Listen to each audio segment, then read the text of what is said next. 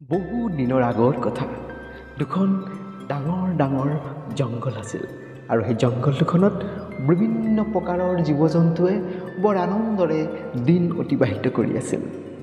সেই জংঘল দুখনত বহুতো মূল্যৱান উদ্ভিদ পোৱা গৈছিল। জংঘল দুখনৰ কাষতে দুখন গাঁও আছিল। এখন গাঁৱৰ নাম আছিল সেউজপুৰ আৰু আনখন গাঁৱৰ নাম আছিল ধনপুৰ। দুয়োখন গাঁৱৰ মানুহে খেতি কৰি নিজৰ জীৱিকা অৰ্জন কৰিছিল। পথাৰৰ খেতি কৰি ধান, শাক পাচলি আদি উৎপাদন কৰি নগৰৰ বজাৰত বিক্ৰী কৰি জীৱন অতিবাহিত কৰিছিল।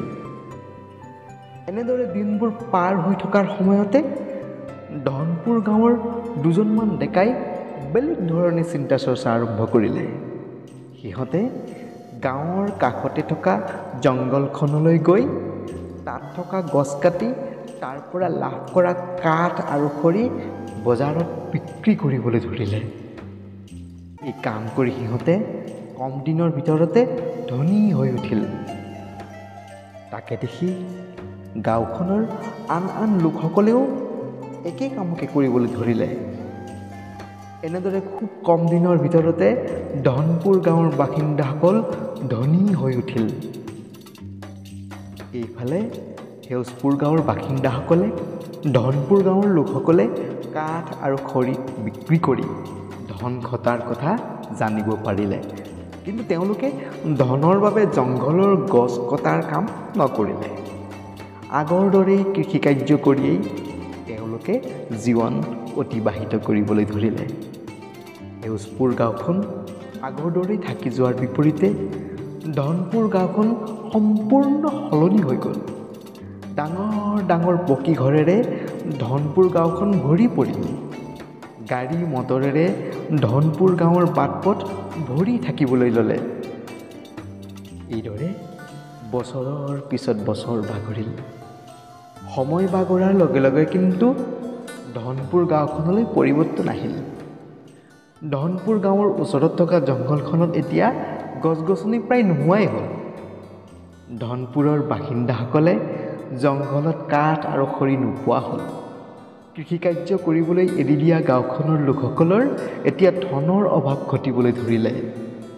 উপায়হীন হৈ ধনপুৰৰ লোকসকলে সেউজপুৰ গাঁৱৰ কাষতে থকা জংঘলখনত গছ কাটিবলৈ যাব বিচাৰিলে। সেউজপুৰবাসীয়ে ধনপুৰবাসীক তেনে কৰাত বাধা দিলে। তেওঁলোকে ধনপুৰবাসীক বুজাই দিলে যে তেওঁলোকে জংঘলৰ অনিষ্ট কৰিবলৈ নিদিয়ে, কাৰণ গছ থাকিলেহে পৃথিৱীত প্ৰাণী থাকিব।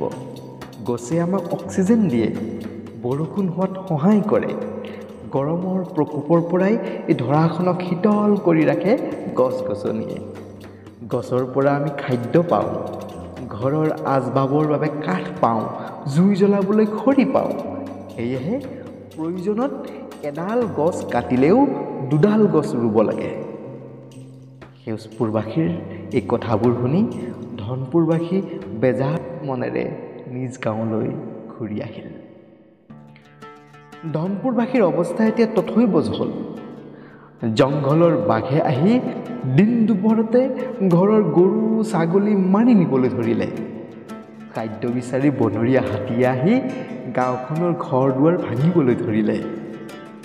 বনৰীয়া জন্তুৰ ভয়ত দিন দুপৰতে ধনপুৰবাসী ঘৰৰ পৰা ওলাব নোৱাৰা হ'ল। গাঁওখনত আগৰ দৰে শীতল বতাহো নবলা হ'ল। জংঘল ধ্বংস কৰাৰ শাস্তি হিচাপে নৰক যন্ত্ৰণা ধনপুৰবাসীয়ে এই পৃথিৱীতে পালে।